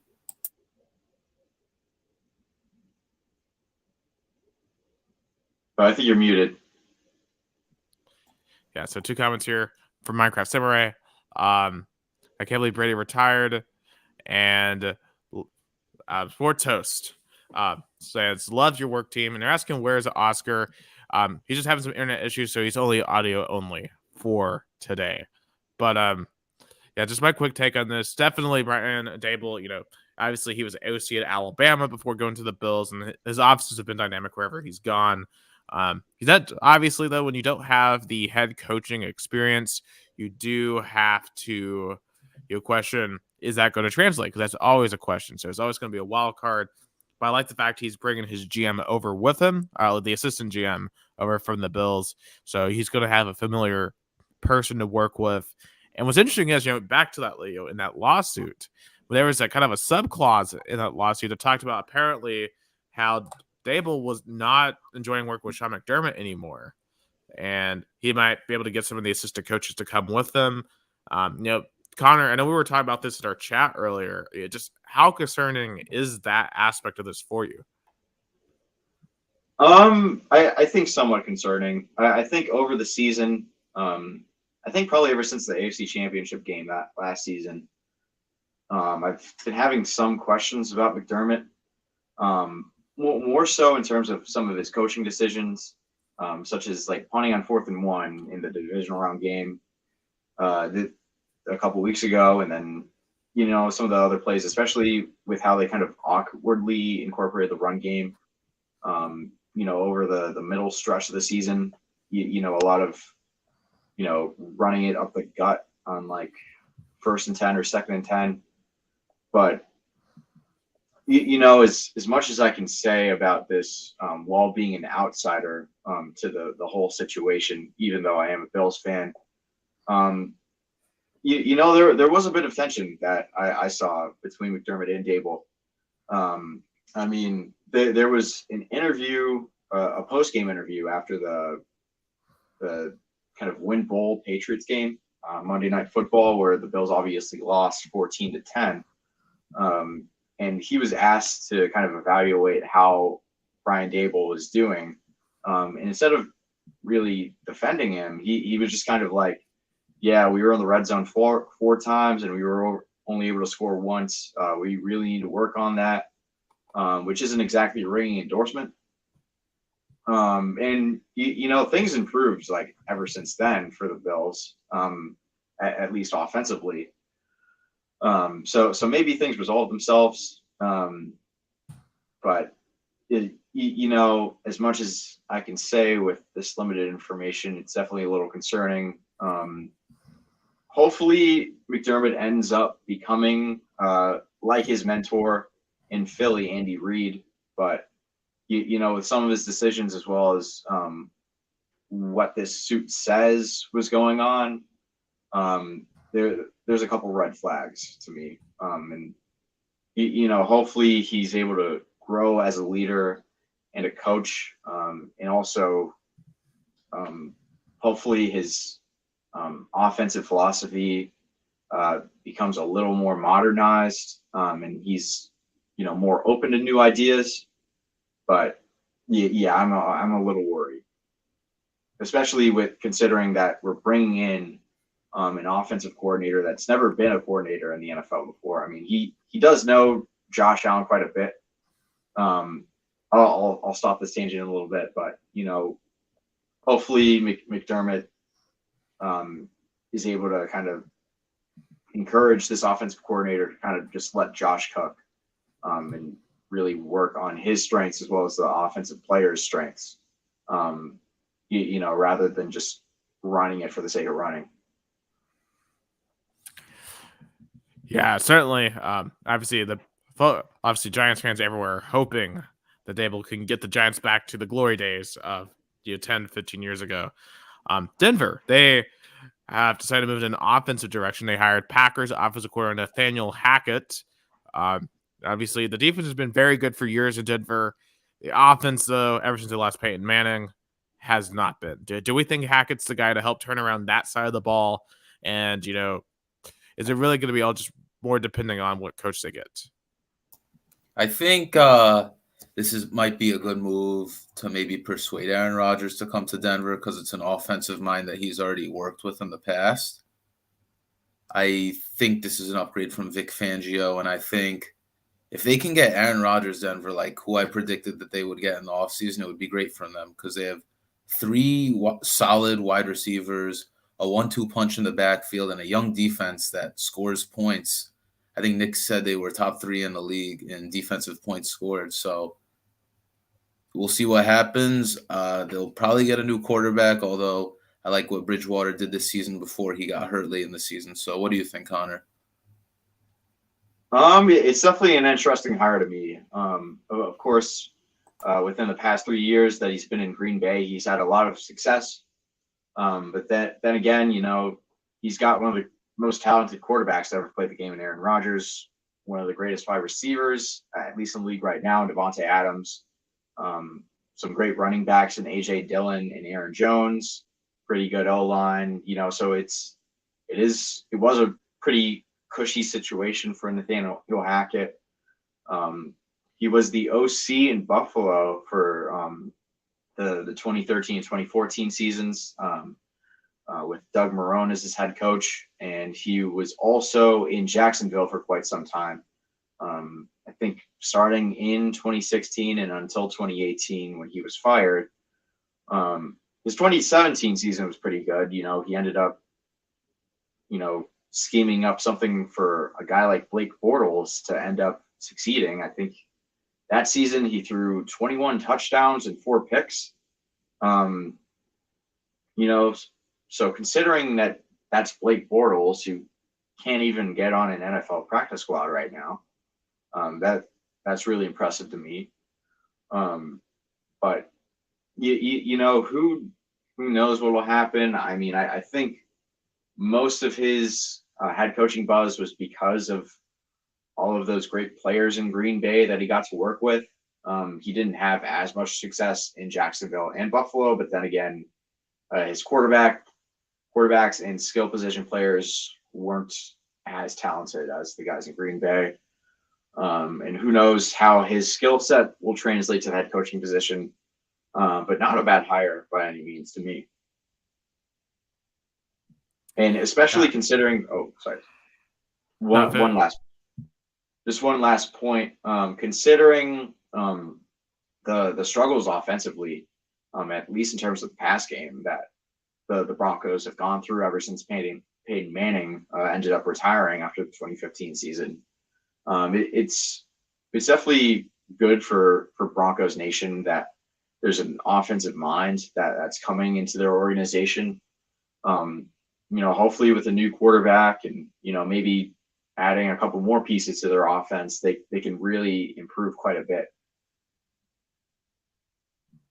Yeah, I think y'all pretty much hit it on the head. I have my question. Just how good is he actually, considering that, you know, he hasn't Well, they may not have Aaron Rodgers. Probably won't have Devontae Adams, but they do have some good pieces that I think you can do some good things with. Just got to get a good DC to go with that. And but his main obstacle is he's in a division with Patrick Mahomes, Justin Herbert, and Derek Carr. Like that's always going to be the main obstacle, at least right now with Denver. And that's not going to change anytime soon. So really got to get the quarterback to compete with those guys. And it's going to be a dogfight every single year. I mean, I would not want to be the Denver Broncos right now. That has to be one of the hardest jobs in the entire league, considering that the rest of the teams in your division are really, really good. And I kind of want to talk about another team in that division real quick. The Las Vegas Raiders replacing John Gruden. They got Josh McDaniels. I don't like this hire. I'll just say that off top. I think this is a bad mistake. Josh McDaniels wasn't good at Denver. He spurned the Colts for no real reason. And I really do think he's benefited from the Bill Belichick system a ton as an OC. Tom Brady made him. And I think the Raiders, honestly, they should have stuck with Rich Basilia for another year. I thought he did a really good job keeping that team together. They played hard for that guy. And I think it's a mistake. I think Josh McDaniels, he's had success with the Patriots in the past with the offense, but if I were him, I'd stay in New England and I would keep Rich Bisaccia. The players rallied around him. They loved him this season. Derek Carr, Max Crosby. They had big Twitter posts on how much Rich Bisaccia really meant to them.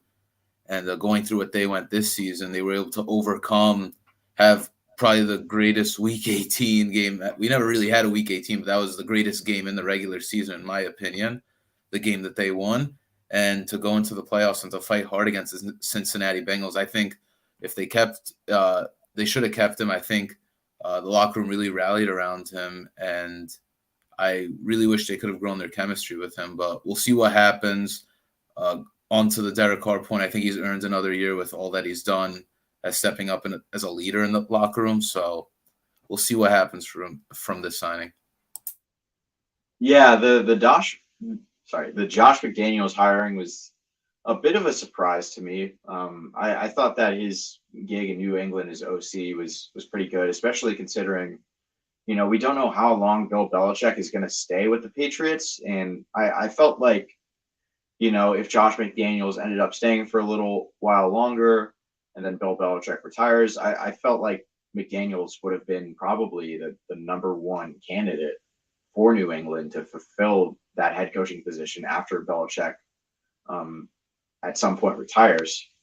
But like Nick said, Josh McDaniels was the Denver Broncos head coach, I think in the late 2000s. And he didn't do all too well there. And then, of course, he spurned the Indianapolis Colts in 2018. From what I hear and what I've been seeing, I feel like with the extra experience that Josh has gotten in his second go-around in New England, I feel like he probably is a bit better equipped to handle the head coaching position. But at the same time, like, we've seen this song and dance a bunch of different times before.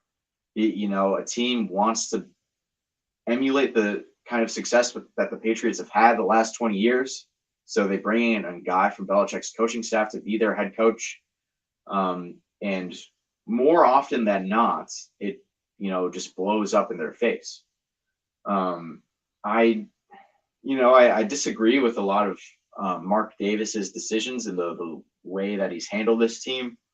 I think a couple big ones were definitely rehiring John Gruden after he was away from the game for quite some time. And also bringing in Mike Mayock, who only was really a guy on the NFL Network that just talked about college drafting and, different prospects there. They overdrafted a lot of guys that, most of them haven't been all that great. And Gruden wasn't really a great coach, but the thing that we saw with Rich Bisaccia was, even though like they went on a skid in the middle of the season, they didn't just completely fall apart. They ended up rallying. Rich was a great leader of men, and they ended up going, I think, 10-7. and they went to the playoffs for the first time since 2016 with, Derek Carr's MVP campaign, where he was a definitely candidate for the MVP award. And I felt like the culture that Rich Bisaccia was building within the Raiders organization and within that team, I felt like, going to the playoffs for the first time since 2016, I thought he earned the right to continue to be the Raiders head coach. But of course, they went into a different direction. Not my favorite head coaching hire by any means, but who knows? This could end up going better than Josh McDaniels' first stint as a head coach in Denver. I mean, it could. I don't know. I just have my doubts. So especially once again being in that division, but then again, he does have good talent around him. He has Derek Carr, Darren Waller, Josh Jacobs. As long as they stay healthy, that should be a pretty good offense. Of course, the defense was better this year, but still not great. Like they still have a lot of work they got to do. And even though Mayock was not a great drafter, I thought some of their moves they were making were actually pretty good. So we'll just have to wait and see. My Raiders friends were very confused by the hire, but I don't know. Maybe we're all wrong, and McDaniels will be a fantastic hire. It's not like the Raiders have messed up any hires before. The last hire to discuss is Matt Eberflu. So he's the Colts DC. This one was interesting because the Colts have had a really good defense the past couple of years, but their defense has kind of failed them in key situations. So for the Bears, especially considering that they're trying to develop a young rookie quarterback right now, and their defense really hasn't been the problem, I don't really understand hiring a defensive coach. I mean, he's not terrible, but I don't know. I don't think this is as sexy of a hire as they should have gone with, especially to regalvanize that fan base after the whole Matt Nagy disaster. They should have gone with somebody who was maybe an offensive coordinator in the past. I think that Bears defense will be fine and will be fine for years to come because the defense has carried them to the playoffs. The defense has been able to get upsets against other teams, like we saw whenever Nick Foles was the starter over Tom Brady last season. It's one example right there. But they should have gone with somebody that's more offensive-minded because I thought Justin Fields was the best quarterback in this draft. And I thought that whatever team would get him would find success. And I think if you get a more offensive-minded coach in there, I think they could have had more success. So we'll see what happens here. I'm just very interested in seeing Justin Fields' sophomore campaign. Personally, I disagree with the notion that the Bears should have hired a more offensive-minded coach. I mean, what we saw with Matt Nagy, right? He was the quarterback's coach in Kansas City before he went to Chicago. And while he didn't have necessarily 100% elite offensive talent to work with, I mean, his O-line was terrible. He only had like a couple good receivers. And then Mr. Trubisky had his limitations alongside Andy Dalton and Justin Fields being a rookie quarterback. And Nick Foles being Nick Foles as well. No disrespect, obviously. But it didn't really work out for them. Their offense wasn't necessarily as explosive as they might have thought, bringing in a guy like Matt Nagy, who was an offensive-minded coach. Look at Buffalo. Sean McDermott was a defensive mind, but they were able to mold Josh Allen into an elite quarterback. And, now they have one of the best offenses in the league.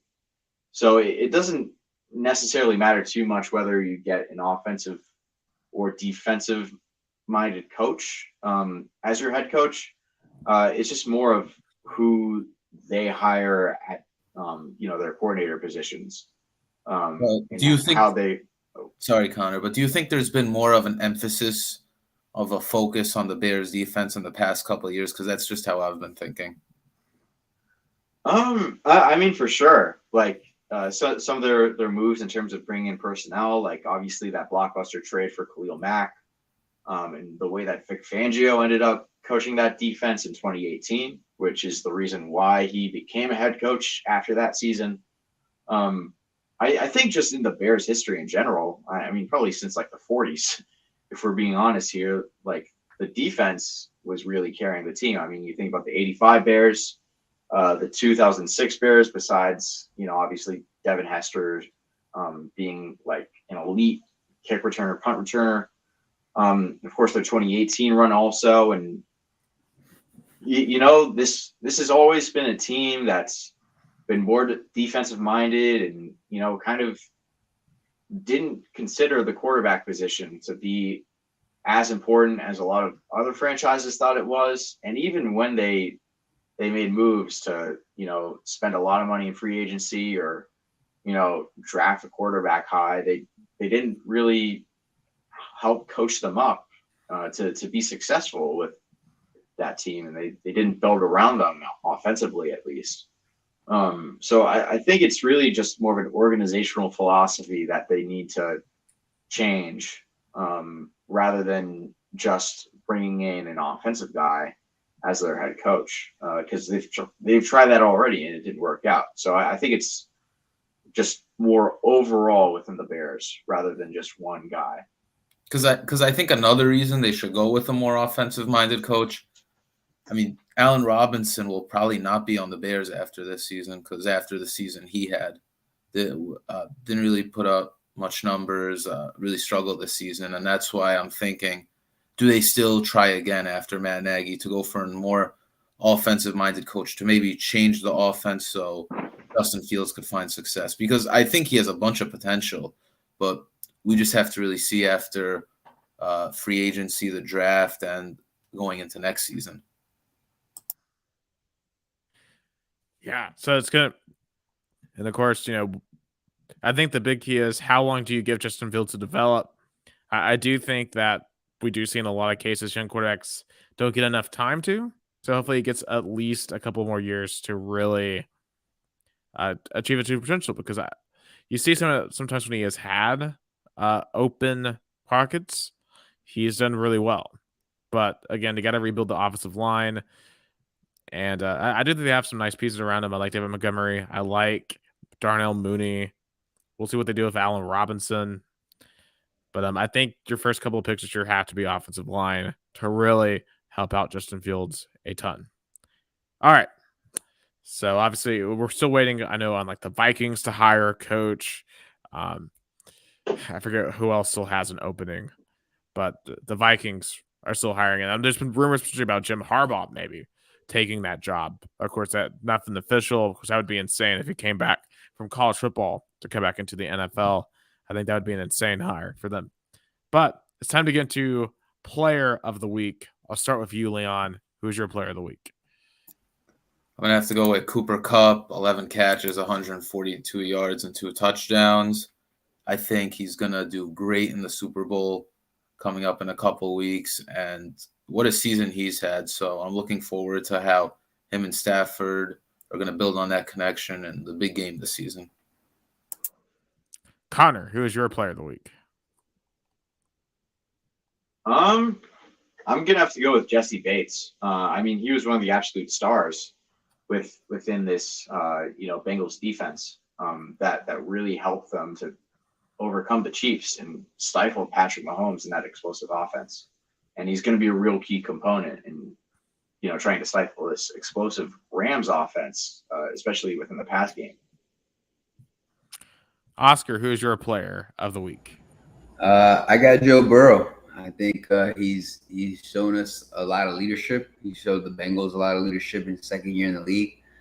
He's got his boy as a wide receiver. He's got another rookie as a kicker. He's kept his composure in a lot of comeback games.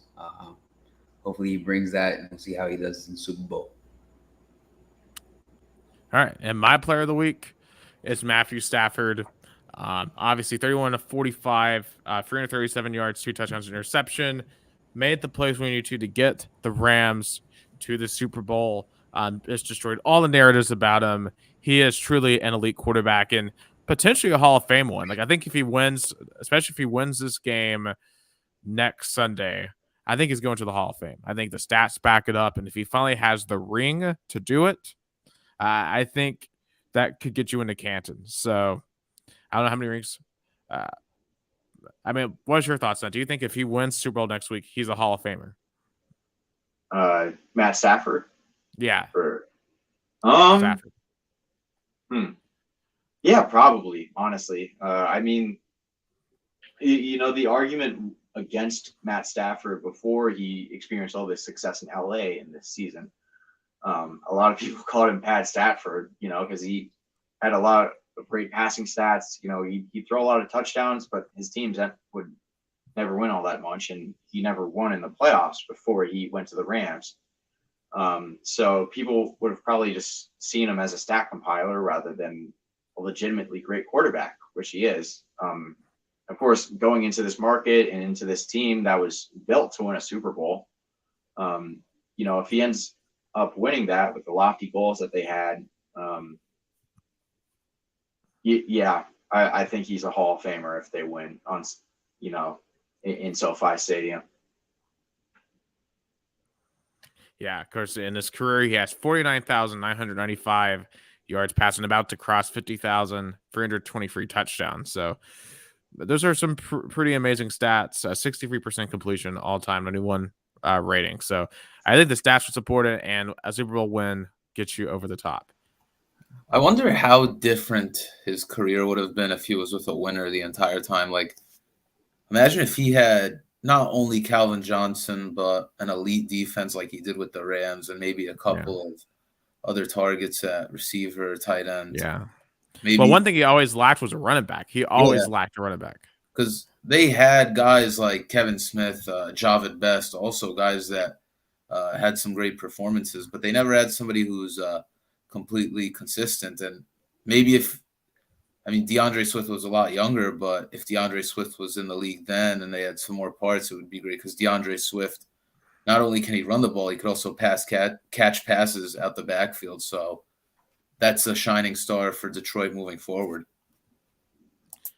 Yeah, absolutely. So we'll definitely talk way more about Matthew Stafford, Joe Burrow, and the rest of the Rams, Bengals in our Super Bowl preview show next week. But I kind of want to close off the show with kind of asking prediction questions, because we don't really have a game to predict. There's the Pro Bowl Sunday, but who cares? I mean, there's really nothing to talk about with the Pro Bowls in Las Vegas Sunday if you really want to watch that, but no one's really going to go hard because no one wants to get hurt. But tomorrow there is an interesting announcement for Groundhog Day. The Washington football team will be no more. There will be a new name in Washington. What are they going to be called? What's our predictions? All right, so I found out some stuff today. I think their former quarterback, Joe Theismann,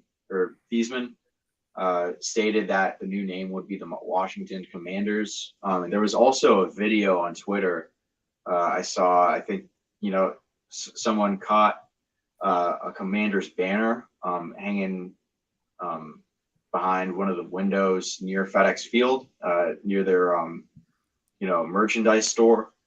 So I think it's pretty safe to say that the new name of the Washington football team will be the Washington Commanders. I don't think it's a great name personally, but you know, that's just my opinion. I think I saw it leaked on Twitter, like you said, Connor, and the logo also. I like the name, and I'm also thinking about what they're going to do at quarterback in the future. That's another thing that I'm thinking about, although we're only focused on the name right now. Taylor Heineke had 7 wins this season, and I'm really wondering, do they try to keep him or do they try to go for quarterback, because he's had a great story so far in the league, and there's some games where he just plays well. He beat Brady in an upset, and then there's some games where he just struggles. So that's another big question in the offseason.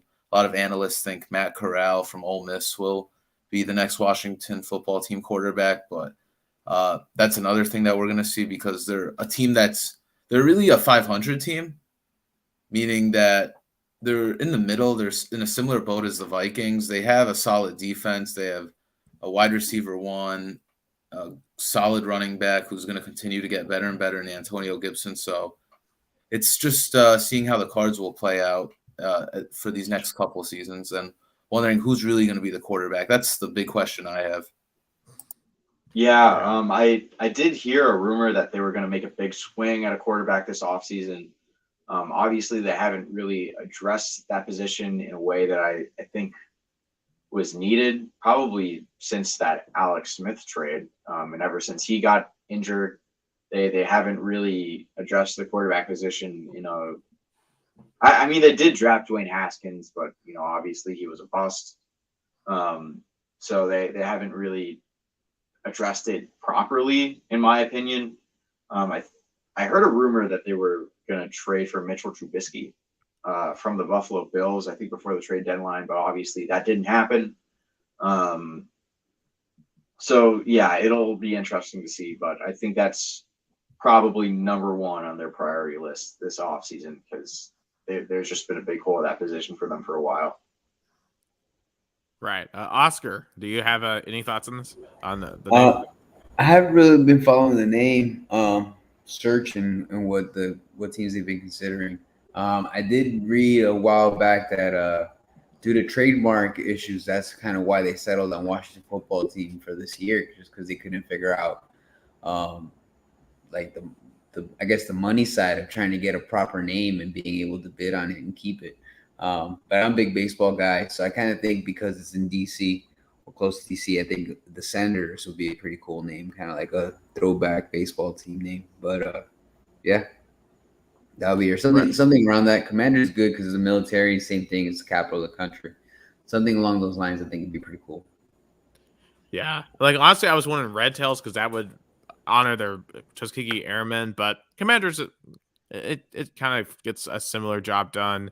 And of course, there was a story that just came out a little while ago saying that apparently a helicopter looked into the team headquarters and found a banner that says Washington Commanders. So leave it up to the Washington football organization to not being able to keep any secrets, because we know Dan Snyder is great at keeping secrets. But yeah, it's going to be the Washington Commanders more than likely, unless they decide to change it out of spite. But at least we'll be able to call them something. I'm tired of calling them the football team. It's been fun, but I need a team an actual name to call them, and I'll be glad to call them the Commanders, I guess. Can we call them the Coms? Because I know they like to call the Washington Nationals the Nats, the Capitals, the Caps. They don't really have anything for the Wizards, I guess. But hey, at least they'll have a team. It'll take a minute to get used to it, but I could get used to the Commanders versus. Hey, the Commanders versus the Cowboys, so that's a cool team name matchup right there. So, Commies for short. Oh my God. Okay, we should probably wrap up the show. But anyway, so stay tuned, because next week we are gonna have a Super Bowl preview show. So we're not gonna be in Los Angeles in Radio Row because I can't afford that. I don't know if y'all can, but we're going to have our own virtual Radio Row right here, breaking down all things Rams and Bengals. And it's going to be a fun time because I'm excited for Super Bowl 56. I know all of you guys are. This has been an amazing season, and I'm excited to see who walks away with the Lombardi Trophy. So for Oscar Orengo, Conor Kennedy, and Leon Taryan, I'm Nicholas Zill. Thank you once again for watching the Interview Podcast. Stay tuned for episode 22. Take care.